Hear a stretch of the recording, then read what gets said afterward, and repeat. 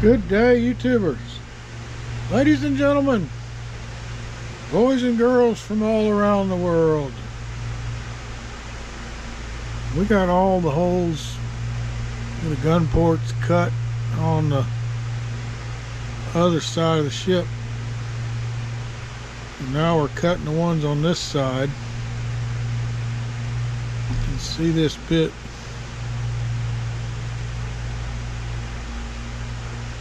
Very aggressive, so you got to hold on to it.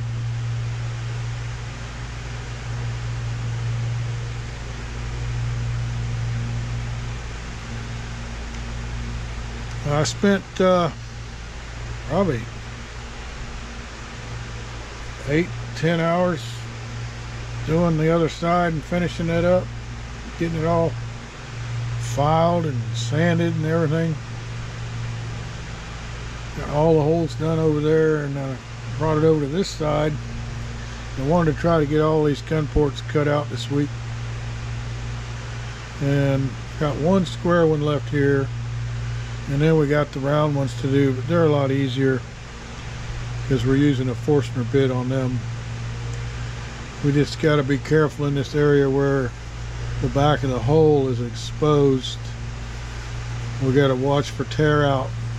So what I did on the other side was go almost all the way through, and then take my bit and come in there from the other side to cut the last little bit out, and that helped a lot with the tear out.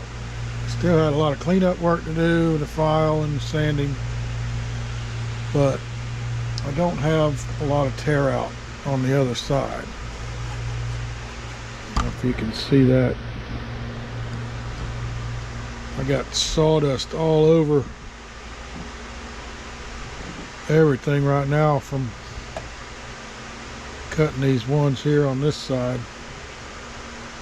but the tear out is minimal over there. So if you didn't watch last week's video, I just wanted to show you how I was cutting these.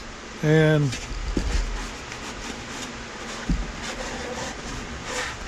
far as the camera angle goes, it's hard to get a good spot where you can see it without my hand being in the way. But we're turning the Dremel on wide open, and then we're going counterclockwise, because the rotation of this wants to drag it into the line. And if we go counterclockwise and stay away from the line, it's easier to control it. And after we get the large cutout removed, then we can go back around the edge and clean up the edge. And the counterclockwise came from experience, because if you go clockwise, it's easy for that thing to dig in past the line. You just got to be really careful and hold on tight.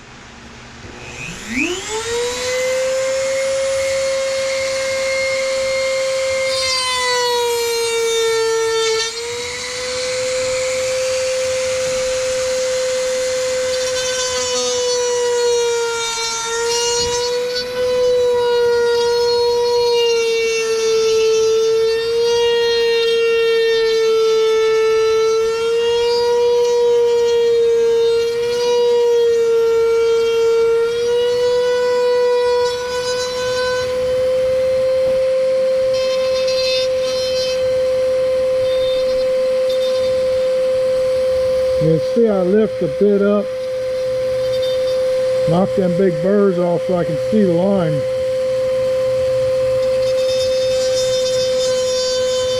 Very carefully, of course. If I want to make my line disappear, you got to keep blowing the sawdust out of the way.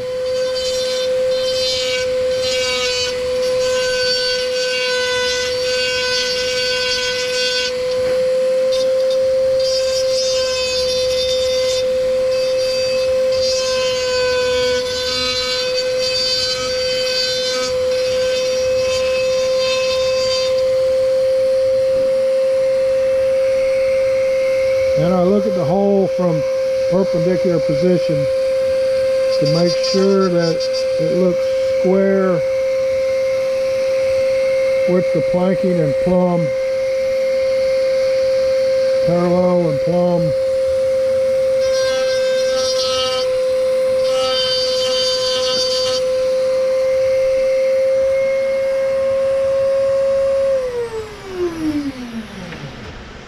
So it does make quick work of it, doing it with that bit. And the other thing I did, using this square file, which is very easy to control, and I get a good crisp corner as opposed to the roughly rounded edge of these flat files. And I also use this edge here sometimes because it's a little crisper for the fine tuning. But I broke the end of this off on purpose because, as you can see, there's a lot of aluminum or steel or something embedded in the file grooves, and I tried to wire brush them out.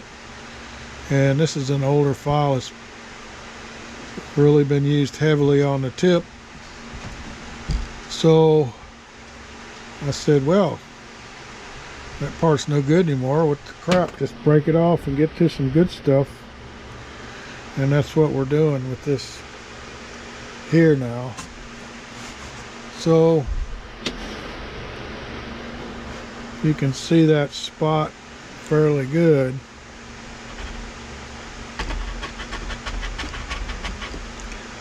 Walk this into that corner.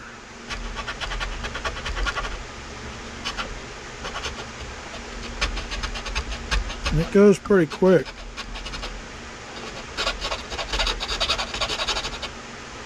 It takes longer after I do this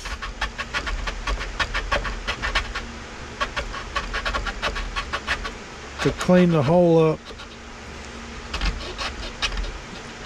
and all the burrs and the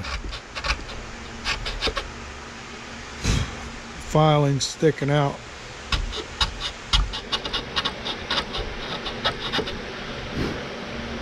But a file like this cuts away more material quicker with less effort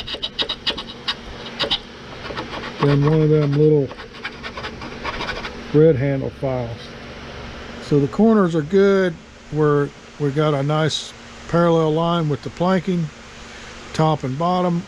We're fairly plumb vertically. And now I'll use the red tip files to go to the underside and clean off the hairy burrs hanging there.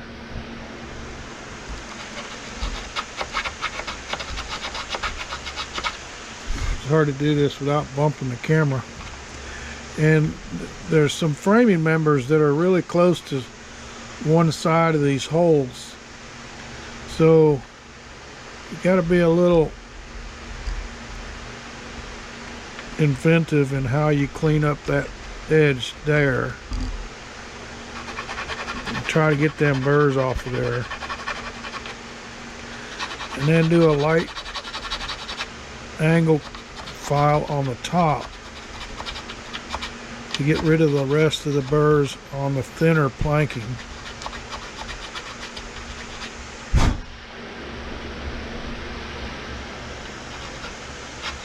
Being very careful not to do it too much.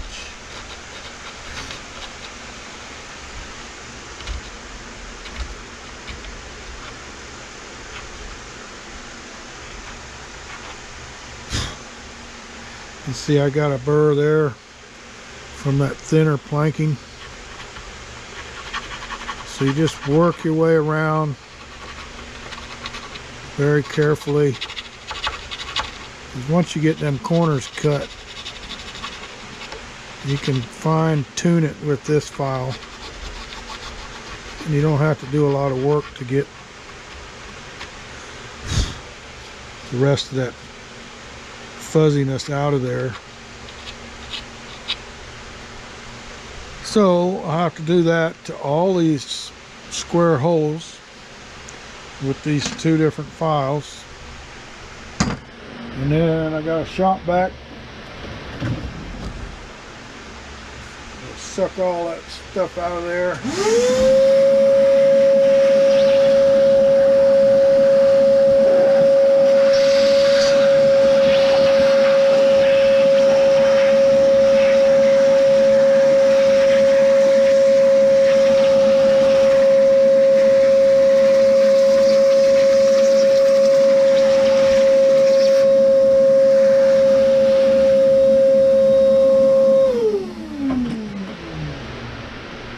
File it and then suck it out again, and then we got the round holes to do. So while we're filming here, let's just do one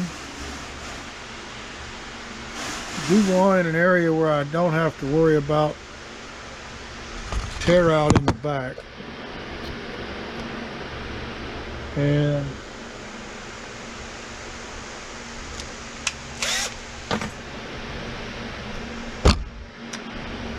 using this Forstner bit, you can get these at the hardware store, Lowe's, Home Depot, Ace Hardware. I got a set of them that are all different sizes, and this one just happens to be just the right diameter. And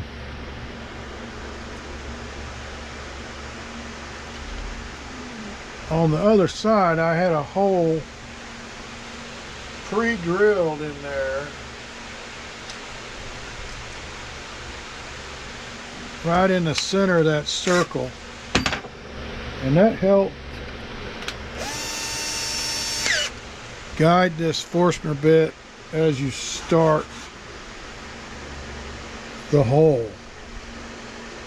Do this one right here. So I'm just eyeballing the center. It looks pretty close. And punch through. You don't have to be perfect. Well, you do have to be perfect, but there's only so much you can do to be perfect. And now my position here on this styrofoam block, I've got little wedges and stuff I can put in different places to hold it where it doesn't rock around.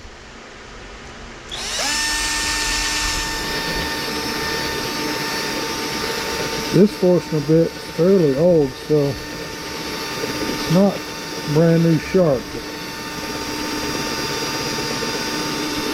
It would probably cut better if it was, but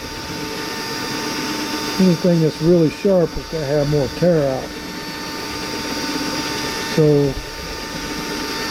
if it's a little used, it's better than brand new. You can see there I'm cutting down straight, lined up with the line.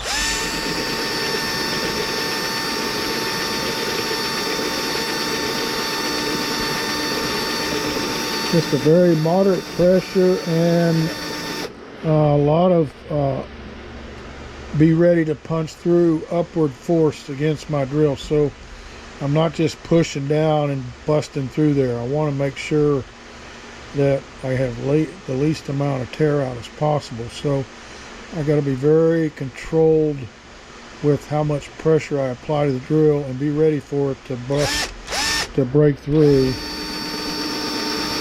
and not just wham down in there, which is hard to do because you're pushing on it, but you don't want to push it too hard. There, see? Perfect. So there's a little bit of tear out in there.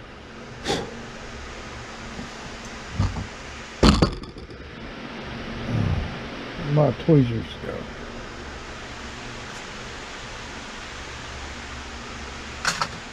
I lost my tweezers somewhere.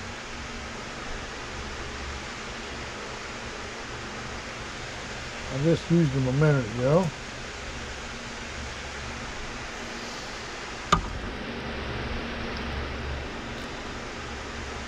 See that piece of tear out?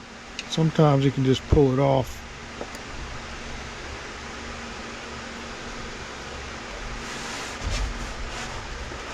There's one over here on this side too.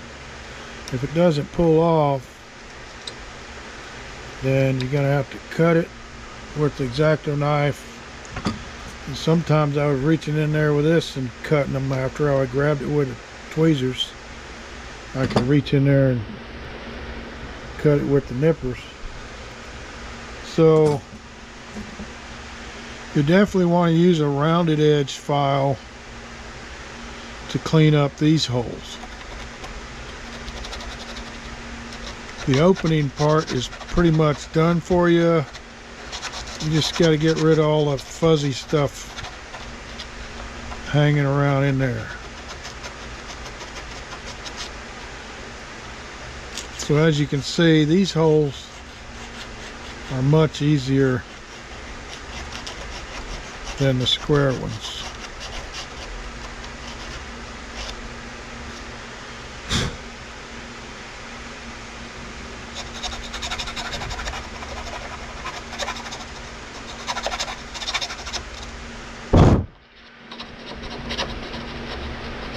And I prefer this hump shaped file than a rat tail, because a rat tail is too round, too much diameter on it. This has got a lot more flat curvedness to go against the edge of the opening, as opposed to a rat tail file.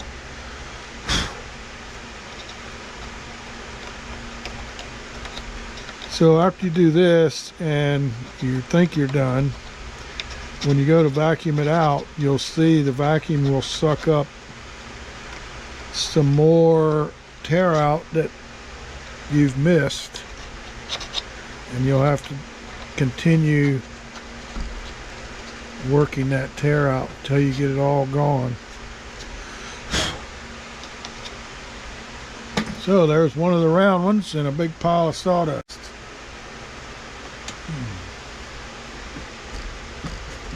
Let's that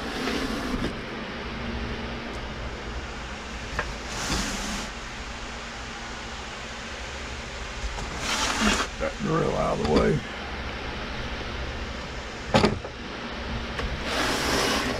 So we got some other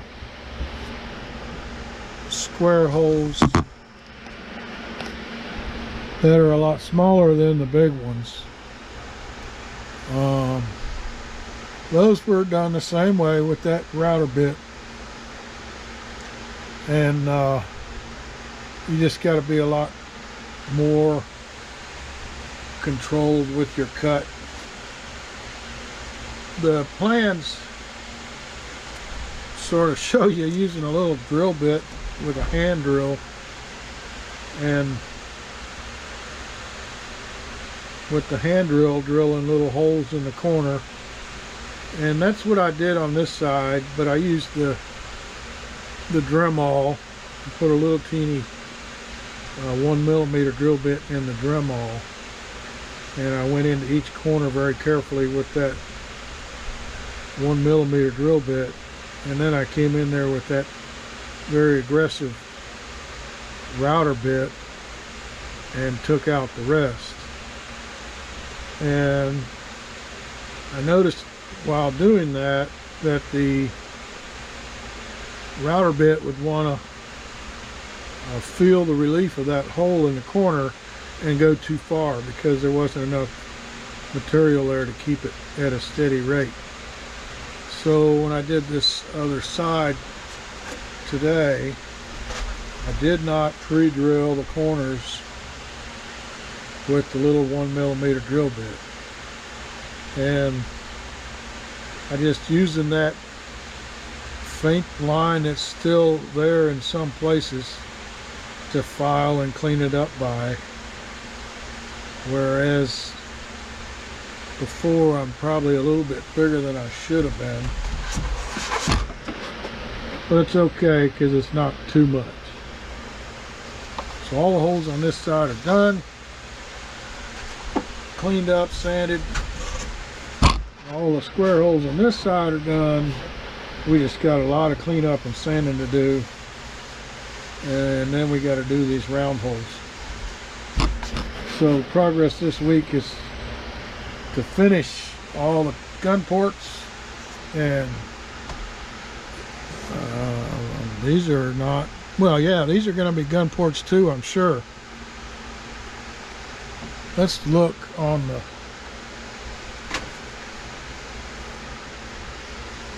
the catalog. Shows us a nice photograph of the model we're building on the front and the back cover of the catalog, and sure enough, them round holes, along with some decoration that's probably made out of pewter that we'll have to paint gold, have cannons in them. So they are gun ports. Now we got a lot of little doors to make for the square holes.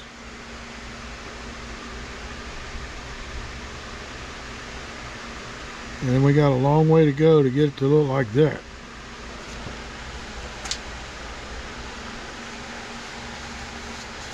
So I'm gonna go eat lunch.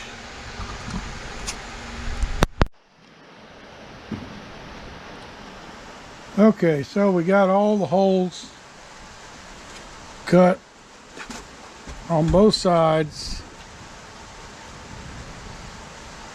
sanded up, cleaned up,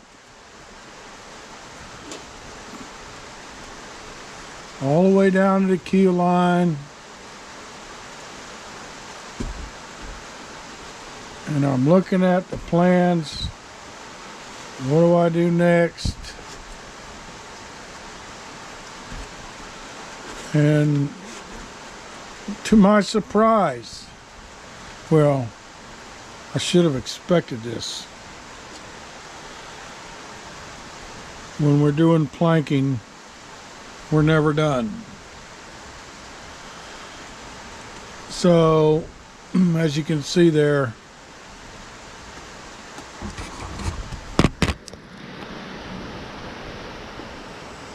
WV2 is the 0.5 millimeter by 5 millimeter.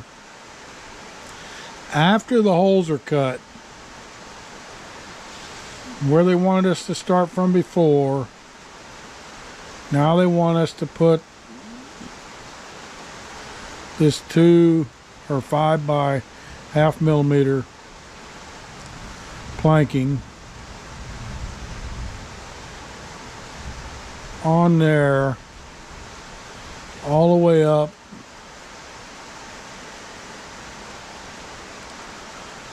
to the top deck. There's some in a little bit in the front, but most of it's here in the back. So as we go up, we're gonna have to notch it out. Can't just glue it on there ahead of time and cut out the holes like we were doing all this time before I can put these railings on. You can see the railing there. I got the railings out.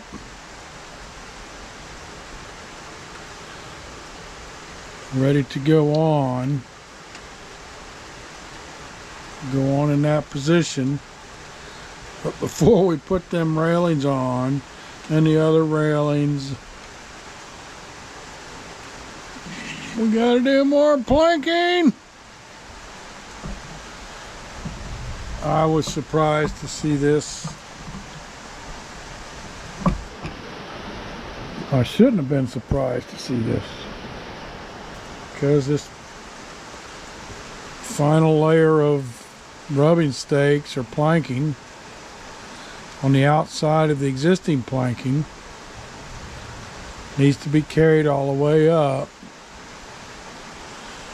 The problem with this is these are easy to glue on, but now I'm gonna have to stop and let it dry, or take the nippers and just cut out a little spot Oh my goodness.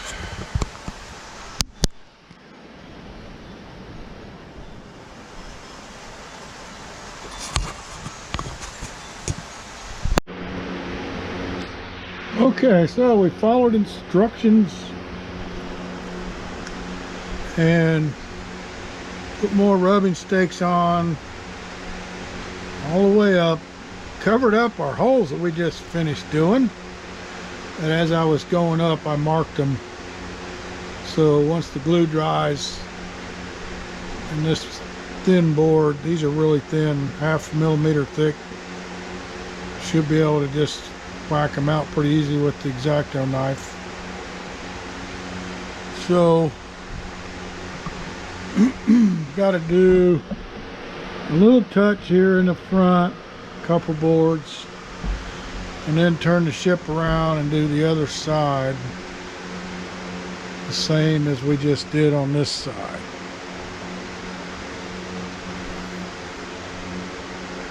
I don't know what else. These railings that are going to go on here, I've already pre-fitted that one, but I can't do that until this glue dries and I trim all that edge off. So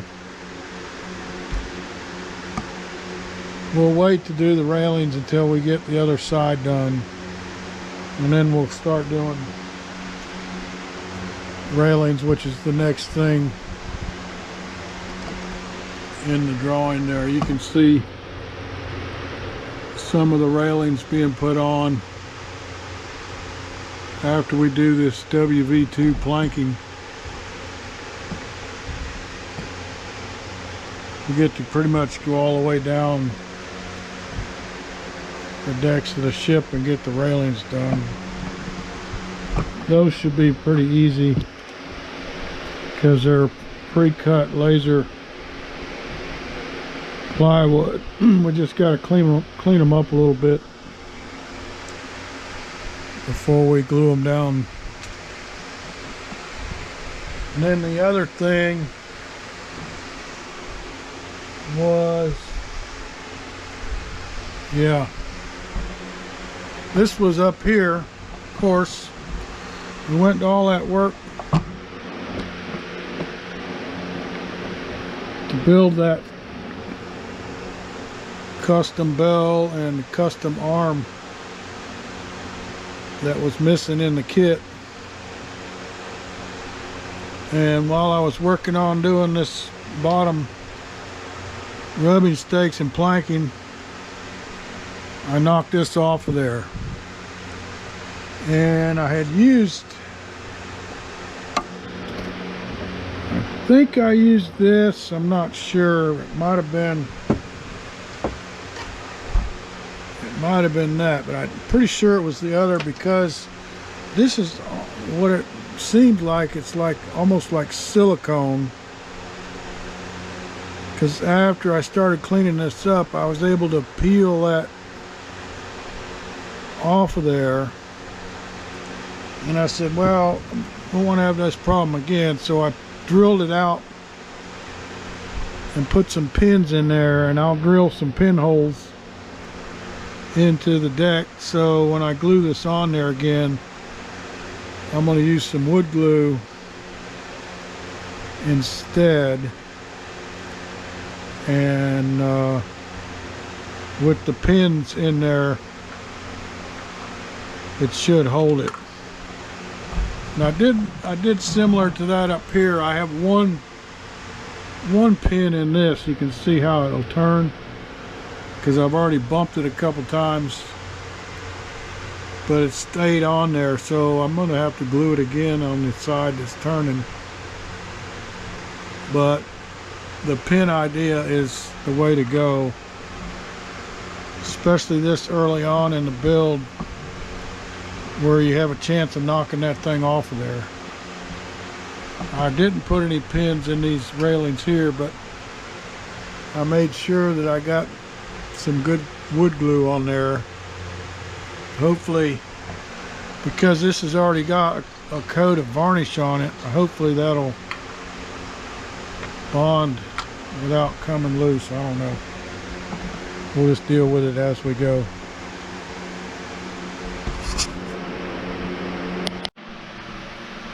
Okay, so we got the planking done to the top on the other side. This side we had done yesterday, and then we let it dry before we cut out these openings. I'm pretty sure those are windows. I'm gonna look at the box.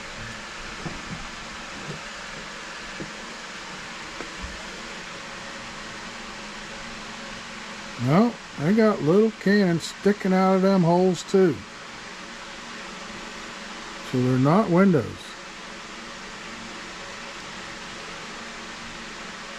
I would have thought they would have been the same size as the lower ones, but maybe they're smaller cannons. Anyway, the planking that we did yesterday from down about here,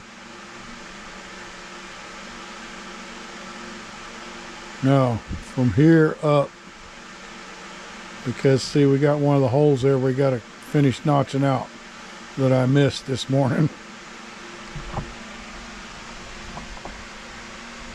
So that's from where we started and went all the way to the top.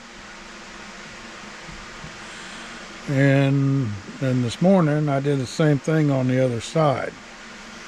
So that's why you see the planking hanging out there, is we got the other side done all the way up. There's only 2 boards up here, a bunch on the other side. So those are done, but I can't put the railings on yet because I gotta let that dry and then trim off the excess before I put the railings on. I got the railings done on this side all the way up to the bow.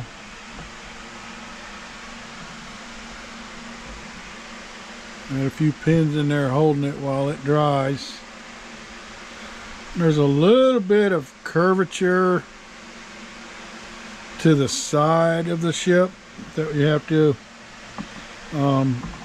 pre-bend a little bit on the railing piece, especially up here in the front where this curves in.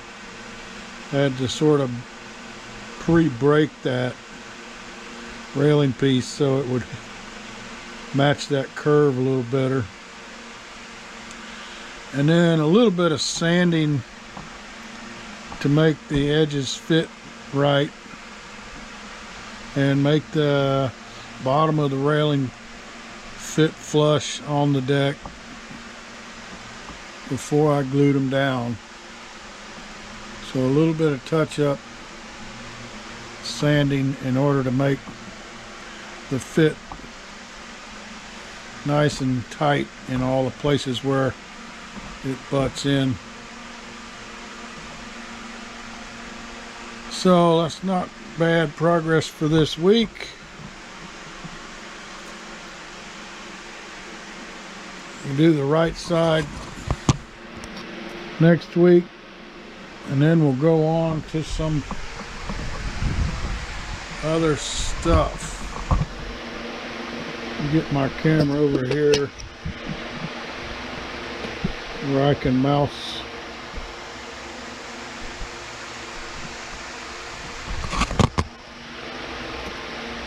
down.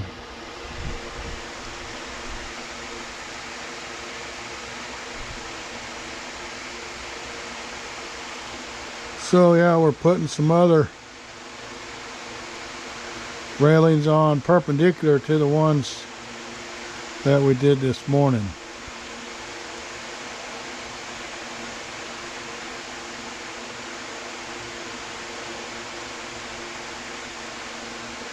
So the bell one is done, so we're going to be doing another one similar to that one up there, and then one up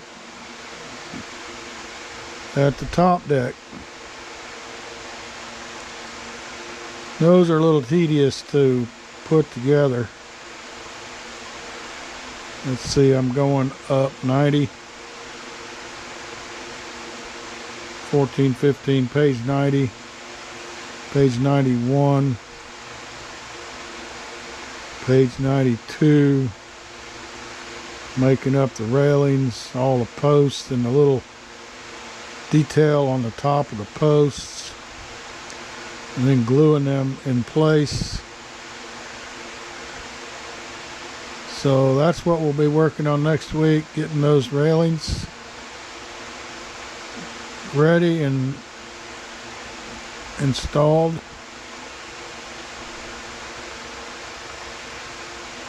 And then it's taking us down to the keel, which we've got all the rubbing stake planking boards glued on all the way down to the keel already.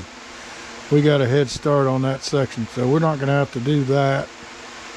We'll be going on to page 96, and oh yeah, putting the main keel on to the bow.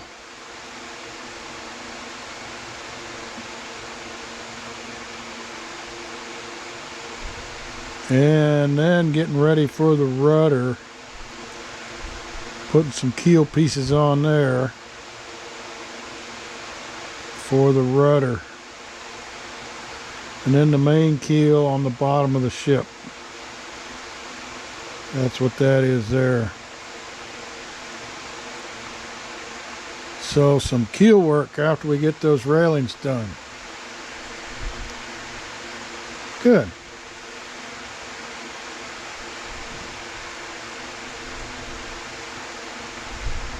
I feel really good about what we've got done this week. All that tedious planking and cutting all them holes out for the gun ports. So we did that.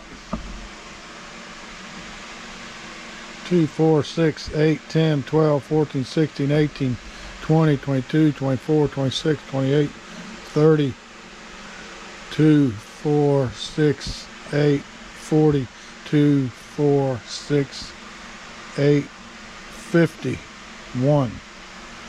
That's 102. Plus the picture shows 4 cannon doors in the back. 102. That's 106.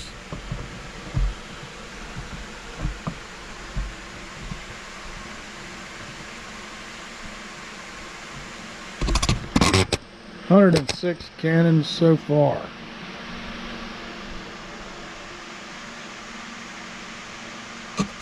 Thanks for watching.